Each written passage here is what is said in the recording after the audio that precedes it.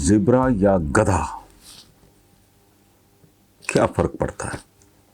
یہ ہے عنوان، اور کالم کچھ اس طرح ہے: شیر بلکہ یوں کہنا چاہیے کہ ببر شیر ایکسپورٹ ہو کے دبئی پہنچا تو اس علاقے کی لش پش اور چکا چوند دیکھ کے دل ہی دل میں بہت خوش ہوا کہ بھوکا ننگا افریقہ کا ماحول چھوڑ کے عمرا اور رؤسا کی دنیا میں پہنچ گیا ہوں، اور یہاں مجھے بہتر ماحول اور خوراک نصیب ہوگی۔ لیکن جب ناشتے میں اسے کیلے، امرود، مونگ پھلیاں اور کاجو وغیرہ پیش کیے گئے تو وہ حیرت کے مارے گونگا ہو گیا اور دھاڑنا بھی بھول گیا۔ آہستہ آہستہ اوسان بحال ہوئے تو جنگل کا بادشاہ اس نتیجے پہ پہنچا کہ ہو نہ ہو یہ کسی بھول چوک کا نتیجہ ہے، اور لنچ تک میرے میزبانوں کو اپنی غلطی کا احساس ہو جائے گا کہ شیر کو امرود، کیلے، مونگ پھلیاں وغیرہ نہیں بلکہ تازہ گوشت پیش یعنی سرو کیا جاتا ہے۔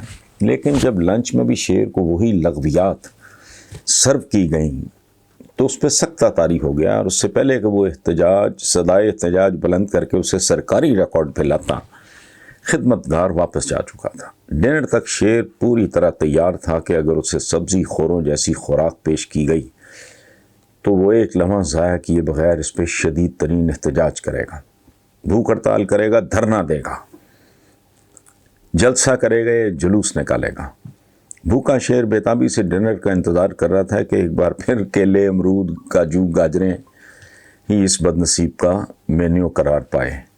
شیر نے خدمتگار کو گھیر لیا اور غیظ و غضب کے عالم میں دھاڑتے ہوئے پوچھا: او بے غیرت، کیا تو نہیں جانتا کہ میں جنگل کا بادشاہ ہوں اور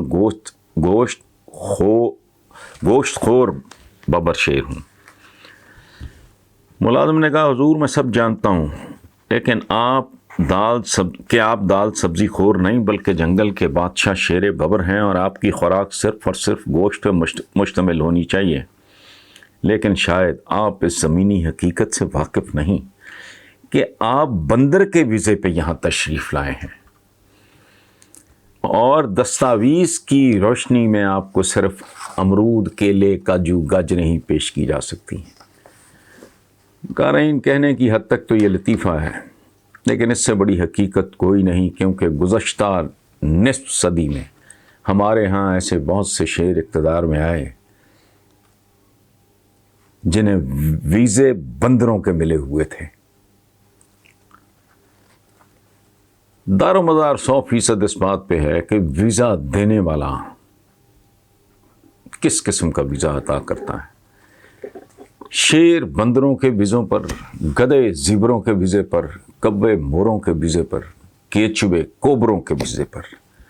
ہمارے ہاں کی تو دنیا ہی نرالی ہے۔ صرف یہی وجہ ہے کہ میں حکومت، MMA مذاکرات، MRD وردی، LFO جمہوریت، ریفرینڈم، پارلیمنٹ کی بالادستی، آئین، آرٹیکل 586(2)B اور حلف اور اس طرح کی دیگر فضول، لغو، فروئی اور بےمانی باتوں پہ قلم نہیں اٹھاتا، فقط عوام کے رونے روتا ہوں۔ زندگی میں صرف 2 ہی پوائنٹس ہوتے ہیں، ایک ہوتا ہے گن پوائنٹ، بندوق کی گولی، دوسرا ہوتا ہے پین پوائنٹ، قلم کی طاقت۔ میرا اور میرے تقریباً 14 کروڑ ہم وطنوں کا، یہ اس وقت 14 کروڑ آبادی تھی ماشاءاللہ جو 22 سے زیادہ ہو گئی، میرا اور میرے تقریباً 14 کروڑ ہم وطنوں کا کوئی پوائنٹ ہی نہیں ہے، نہ گن، نہ پین، نہ کل تھا، نہ آج ہے، اور نہ آئندہ مستقبل قریب میں ایسا ہوتا دکھائی دیتا ہے۔ ایک قدیم محاورہ کے مطابق وہ آیا، اس نے دیکھا اور فتح کر لیا۔ میں نے ایک محاورہ ایجاد کیا ہے: میں آیا، میں نے کچھ نہیں دیکھا اور مجھے فتح کر لیا گیا۔ یہ ہے پاکستانیوں کی قسمت کا خلاصہ۔ بہرحال لوگ پوچھتے ہیں، اور بے تحاشا بے شمار پوچھتے ہیں کہ میں کرنٹ افیئرز کو بائی پاس کیوں کر رہا ہوں۔ تو محترم قارئین، پہلا جواب بلکہ بہانہ سمجھ لیں کہ میں جیو کی ریکارڈنگ کے سلسلے میں کراچی گیا ہوا تھا۔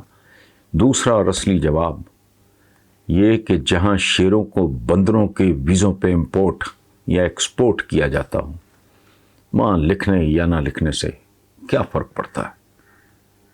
ایک بار پھر یاد دلا دوں، یہ 9 ستمبر 2003 میں شائع ہوا تھا۔ اس پہ غور کریں اور دیکھیں کہ تب سے اب تک اس ملک میں کوئی بامانی بنیادی تبدیلی آپ کو دکھائی دی ہے؟ Thank you very much.